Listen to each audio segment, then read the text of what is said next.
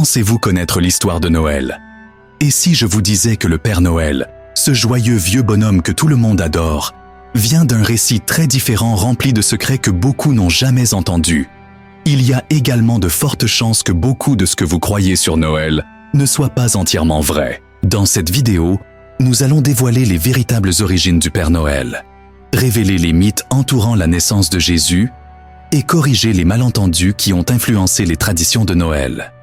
Vous apprendrez pourquoi l'étoile de Bethléem est si intrigante, ce qui s'est réellement passé dans la crèche, et même pourquoi Noël pourrait ne pas être parfaitement en accord avec les enseignements de la Bible. Restez avec moi jusqu'à la fin, car ce que vous découvrirez ici changera à jamais votre façon de voir Noël. Après avoir regardé cette vidéo, je vous assure que vous verrez le Père Noël et Noël sous un jour tout à fait nouveau. Saviez-vous que l'image du Père Noël, si courante dans nos célébrations de Noël, a un passé plus mystérieux et ancien qu'il n'y paraît?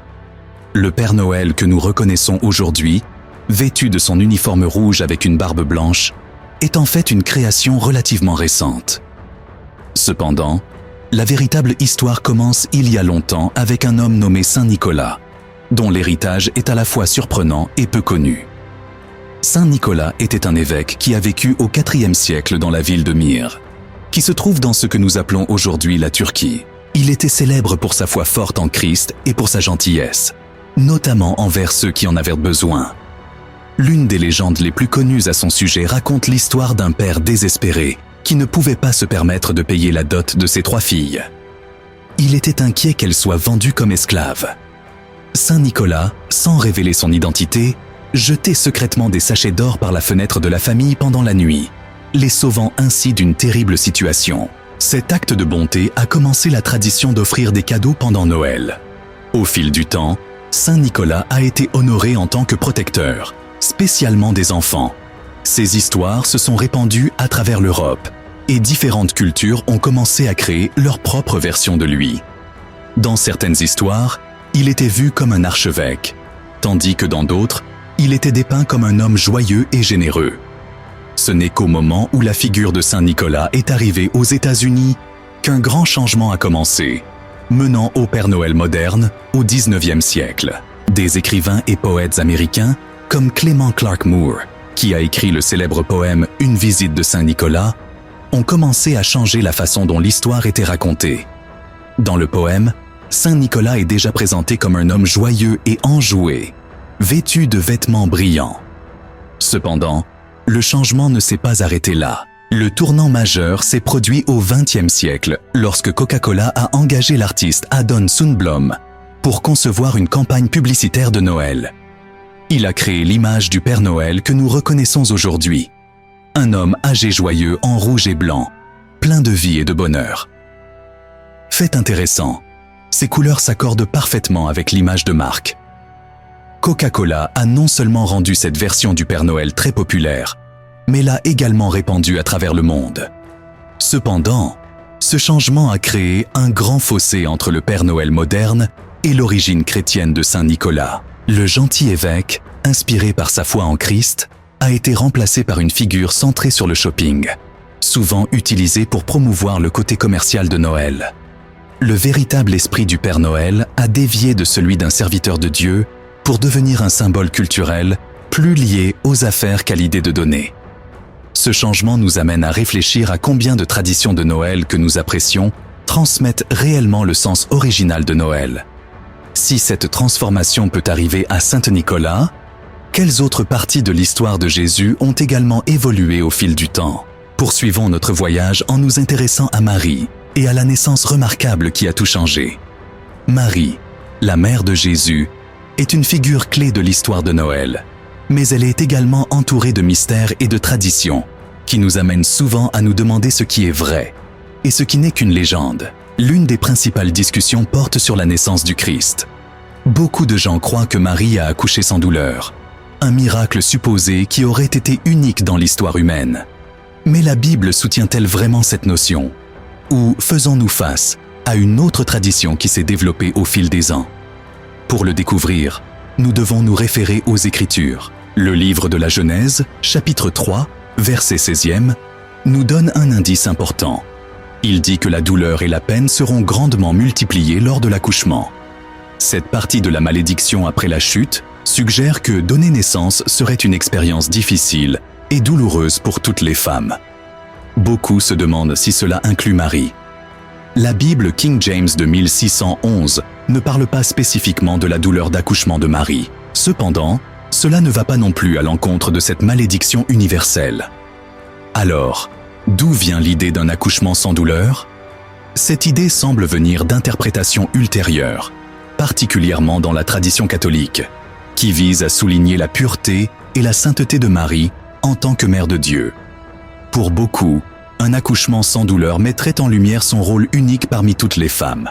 Pourtant, lorsque nous examinons de près le texte biblique, nous voyons que l'accent est davantage mis sur la signification de l'événement, qui est la naissance de Jésus-Christ, le Sauveur du monde. Les moments silencieux dans les Écritures nous encouragent à réfléchir profondément. N'est-il pas plus significatif de se rappeler que Marie, bien qu'élue par Dieu, était toujours un être humain?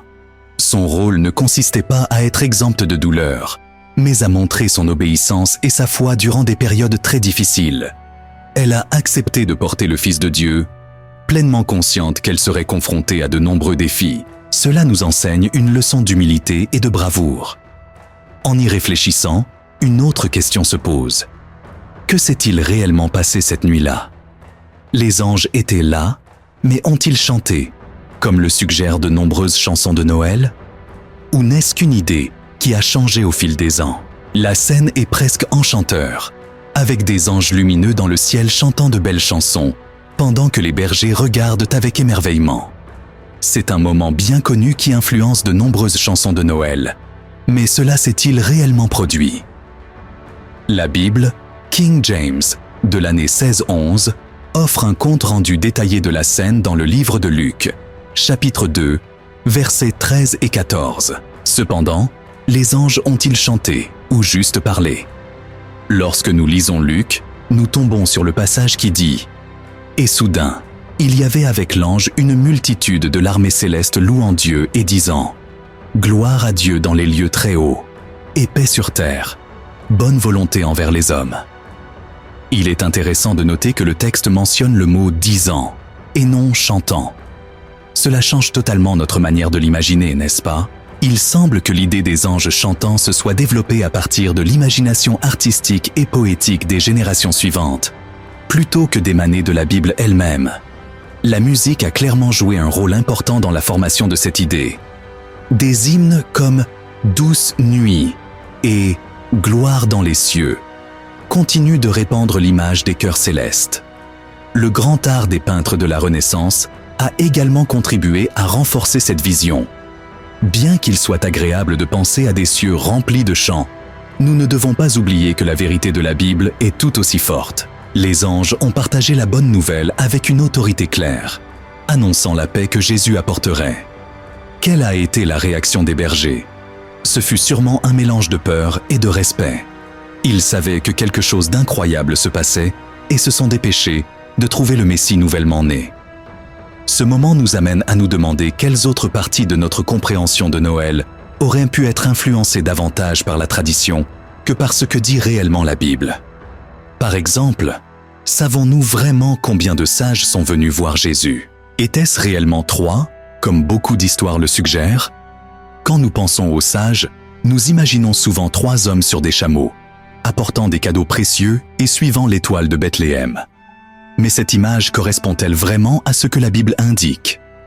Pour le découvrir, nous devrions examiner le passage du chapitre 2 de Matthieu, où nous trouvons la seule histoire biblique concernant les sages. La partie importante est le chapitre 2, verset 1 de Matthieu, qui nous dit que lorsque Jésus est né à Bethléem en Judée pendant le règne du roi Hérode, des sages de l'Est sont venus à Jérusalem. Il est important de noter que le texte ne fait référence qu'à des sages ou des mages, sans indiquer combien ils étaient. La croyance commune selon laquelle il y aurait eu 3 rois mages proviendrait probablement de la mention de 3 cadeaux, de l'or, de l'encens et de la myrrhe. Cependant, la Bible ne confirme pas réellement ce nombre, et le nombre exact de mages reste inconnu. Un autre point intéressant est que la Bible ne les appelle pas rois. Au lieu de cela, Le terme utilisé est « mage », qui vient du mot grec « magie », signifiant sage, qui pourraient avoir été des astronomes ou des érudits étudiant les étoiles. Ils venaient de l'Est, probablement de la Perse ou de Babylone. Guidés par une étoile qu'ils croyaient signifier la naissance d'un grand roi, la notion selon laquelle ils étaient des rois est apparue plus tard, probablement pour ajouter une touche romantique à l'histoire. L'aspect le plus important de l'histoire biblique n'est pas le nombre de mages ou leur rang, mais le but de leur visite. Ils ont compris que Jésus, même en tant que tout petit bébé, méritait du respect et de l'adoration. Leur cadeau représentait des vérités importantes sur qui il est. L'or symbolise sa royauté, l'encens pointe vers sa nature divine, et la myrrhe représente le sacrifice qu'il ferait pour tous les peuples. Mais où était Jésus lorsque les sages l'ont trouvé? Était-il encore dans une mangeoire à l'intérieur d'une étable, comme beaucoup de gens le pensent, ou y a-t-il plus à cette histoire? La réponse nous amène à un détail intéressant sur le lieu de sa naissance. L'image du nouveau-né Jésus dans une étable avec des animaux est tellement familière dans les représentations de Noël qu'elle semble indéniable. Cependant, est-ce vraiment ce que la Bible dit? Regardons le passage du livre de Luc, chapitre 2, verset 7, qui donne une description claire de l'endroit où Jésus est né. Ce verset nous dit qu'elle a donné naissance à son premier enfant et l'a enveloppé dans de simples langes, le plaçant dans une mangeoire parce qu'il n'y avait pas de place pour eux dans l'auberge. La mention d'une mangeoire suggère un endroit où les animaux mangent, mais elle ne parle pas spécifiquement d'une étable. Il est également important de noter le mot « auberge », qui vient du mot grec original « katalouma ». Ce mot peut désigner à la fois une auberge et un espace de logement temporaire, comme une chambre dans la maison de quelqu'un. À cette époque, il était courant que les maisons aient un espace spécial pour les animaux, surtout lorsque des gens voyageaient ou lorsqu'il y avait trop d'invités. Il est possible que Jésus soit né dans un espace modeste au sein d'une maison ordinaire plutôt que dans une étable séparée. Certaines traditions suggèrent même que cela aurait pu se produire dans une grotte utilisée pour garder des animaux, ce qui était courant dans la région de Bethléem. Quel que soit l'emplacement exact, la signification derrière cela est forte. Jésus, le roi des rois, est entré dans le monde dans des circonstances très simples et humbles, ce qui contraste fortement avec l'honneur qu'il mérite vraiment. Il n'y avait ni grande célébration ni richesse pour l'accueillir, juste un endroit réservé aux animaux. Ce début simple était intentionnel. Il représentait la mission du Christ de se connecter avec les humbles et ceux qui sont dans le besoin. Cependant, cette simplicité soulève une autre question. Y avait-il vraiment des animaux ce soir-là? D'où viennent les images d'oxen, de ânes et d'autres animaux autour du bébé Jésus? Au Moyen Âge, l'inclusion d'animaux dans les crèches a commencé à être comprise comme un reflet des prophéties de l'Ancien Testament.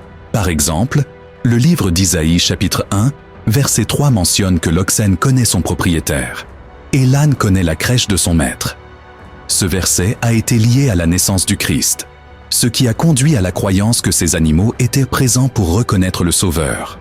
De plus, pendant les temps médiévaux, l'oxen et l'âne représentaient également des qualités comme l'humilité et la patience, qui sont associées à l'arrivée de Jésus dans le monde. Les œuvres d'art de cette période ont aidé à renforcer cette idée, montrant la crèche comme un endroit vivant rempli d'animaux. Bien que cette vue soit charmante, elle n'est pas directement soutenue par la Bible. Cependant, même sans mention spécifique d'animaux, la mangeoire symbolise la simplicité et l'humilité.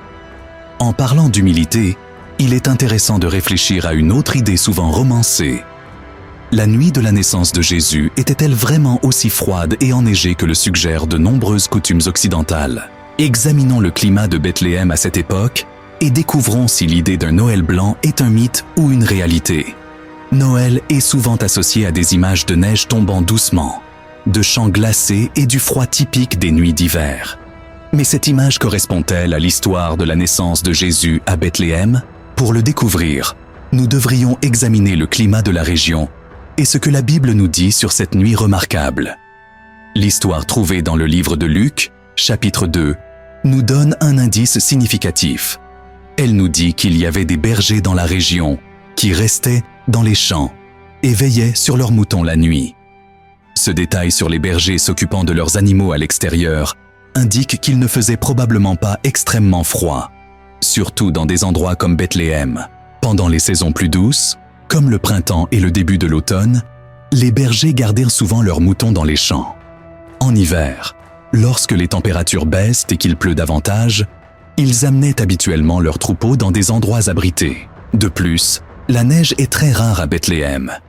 Bien que la ville puisse connaître des nuits très froides, l'idée d'un Noël rempli de scènes glacées et enneigées semble davantage liée aux coutumes européennes qu'à la réalité de la vie en Palestine au 1er siècle. La culture occidentale, façonnée par le climat de l'hémisphère nord, a influencé la manière dont nous racontons l'histoire de Noël. Les éléments de ce récit nous rappellent souvent les paysages que l'on trouve dans des pays comme l'Allemagne et l'Angleterre. Des chansons, telles que Douce Nuit et Noël blanc, ont promu une image romantique et hivernale de cette fête. Cependant, ce qui compte vraiment la nuit où Jésus est né, ce n'est pas le froid ni le décor. Au lieu de cela, il est important de se souvenir que le Sauveur est entré dans le monde dans un cadre simple et humble, loin de ce que l'on peut attendre d'une naissance glorieuse. Cette pensée nous encourage à dépasser les traditions superficielles et à nous concentrer sur la vraie signification de Noël.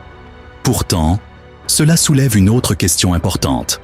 En tant que chrétiens, devrions-nous célébrer Noël de la manière dont il est présenté aujourd'hui, qui inclut de nombreux éléments laïques et commerciaux? Examinons ce sujet. Noël est l'une des célébrations les plus appréciées à travers le monde, mais elle est également très débattue parmi les chrétiens. Pour beaucoup, c'est un moment joyeux rempli de réunions de famille et d'échanges de cadeaux. Cependant, pour certains, la façon dont Noël est célébré aujourd'hui soulève des questions importantes. Cette célébration moderne est-elle en accord avec les croyances chrétiennes? Comment trouver notre place au milieu de tant de pressions mondaines et commerciales qui semblent éclipser la véritable raison de ce jour? Il est difficile de ne pas remarquer comment Noël s'est transformé en une frénésie d'achat pour beaucoup. Souvent, l'attention se détourne de la naissance de Jésus pour se concentrer sur la recherche de cadeaux, les soldes et les fêtes. Ce focus sur le consumérisme nous amène à réfléchir. Mettons-nous les enseignements de l'Évangile en premier, ou sommes-nous entraînés dans des traditions qui ont peu de lien avec le Christ? Dans le livre des Romains, chapitre 12, verset 2, nous sommes rappelés de ne pas nous conformer aux manières de ce monde, mais de changer notre façon de penser, afin de comprendre ce qui est bon, agréable et parfait selon la volonté de Dieu. Ce passage nous encourage à réfléchir à la manière dont nous célébrons Noël et si cela honore vraiment Dieu. En même temps, Noël offre une merveilleuse occasion de partager le message de l'Évangile. C'est une saison où le nom de Jésus est souvent mentionné, même s'il est en arrière-plan. En tant que chrétiens, nous pouvons redonner le vrai sens de ce moment en nous concentrant sur la naissance de notre Sauveur et l'effet durable de son arrivée dans le monde, plutôt que de nous focaliser uniquement sur les cadeaux. Nous pouvons réfléchir aux cadeaux incroyables de la vie éternelle à travers le Christ. Ainsi, la question à laquelle nous sommes confrontés n'est pas seulement de savoir si nous devrions célébrer Noël, mais comment nous devrions le célébrer. Dans un monde plein de distractions, entre lumières et décorations, nous devons nous rappeler que le véritable sens de Noël se trouve en Jésus-Christ.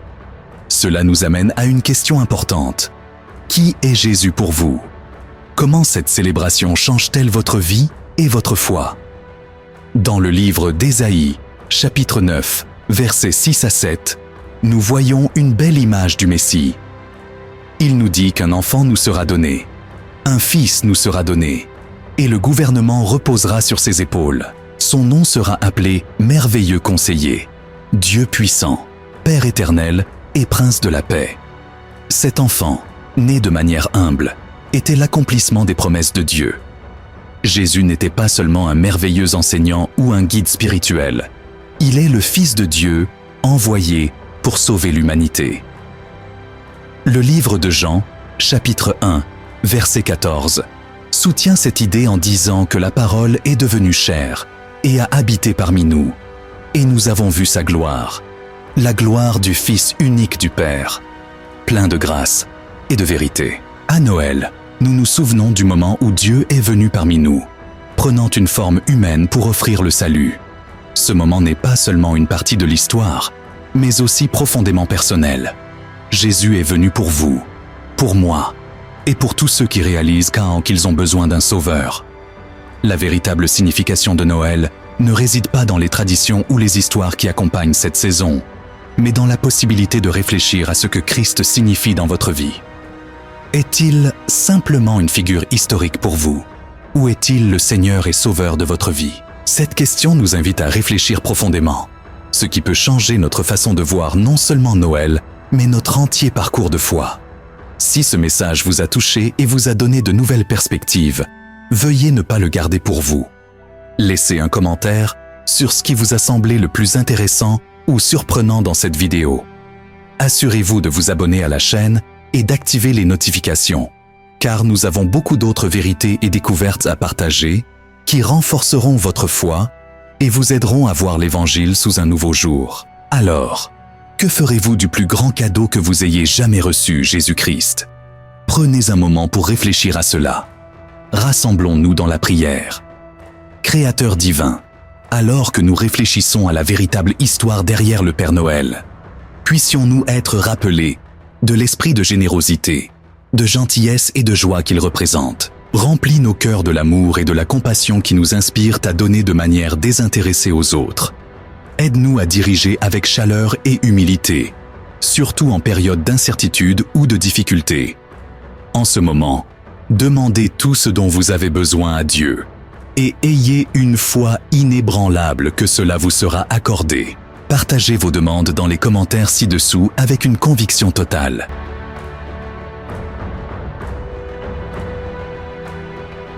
Accorde-nous la sagesse de nous rappeler que les plus grands cadeaux sont ceux de l'amour, de la compassion et de la compréhension. Puissions-nous, comme le Père Noël, répandre l'espoir et la lumière partout où nous allons. Guide-nous avec ta grâce éternelle et que nos actions reflètent ta bonté, afin que nous puissions être une source de joie et de positivité dans le monde. Au nom de ta présence divine, nous prions. Amen. Partagez cette vidéo avec toute personne qui pourrait bénéficier de sa puissance et abonnez-vous pour recevoir de nouvelles prières influentes. Assurez-vous de cliquer sur le bouton de la cloche et de sélectionner « Tout activé » pour rester informé des nouvelles mises à jour. Merci d'avoir regardé la véritable histoire derrière le Père Noël et que Dieu vous guide sur votre chemin.